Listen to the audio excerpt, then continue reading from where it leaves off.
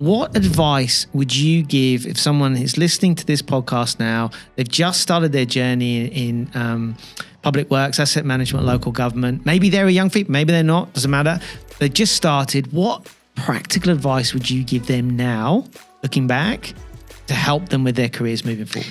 The one piece of advice there's two pieces of advice. Firstly, try everything and take every opportunity that comes to you, because that is where you're going to get the most technical experience from, is getting involved in lots of different things. My second piece of advice goes back to the mentoring piece. Get 2 mentors. Get one within your organisation, because they can help you navigate the political environment of the internal stakeholders, and get one outside, someone that when things don't go so well or things aren't feeling the best, you can rely on someone like that. And you can have a conversation, a confidential conversation with someone who's outside of your organisation, to be able to go, look, this doesn't really sit right with me. Am I overreacting? Is this normal? Where can I go from here?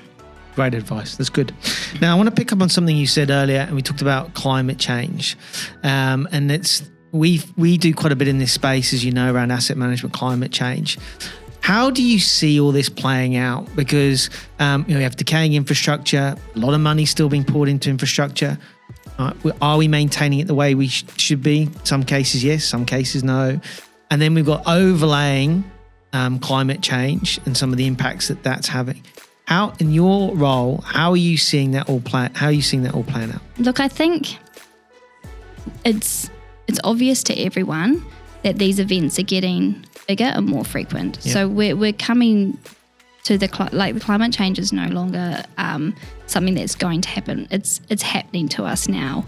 You talked about aging infrastructure. We've got lots of concrete structures out there that are coming to the end of life. The lens that gets put on top of that with the climate risk or the climate change piece is that what are we doing as a asset management practitioner community, looking at useful lives, looking at how much of the design life left is, because although, we might have, for argument's sake, we might have a bridge that has another 25 years left. As practitioners, are we looking that far forward? But then when you bring the climate change piece into it, is it actually going to be there in 25 years, or should we be doing something about it in 10 years?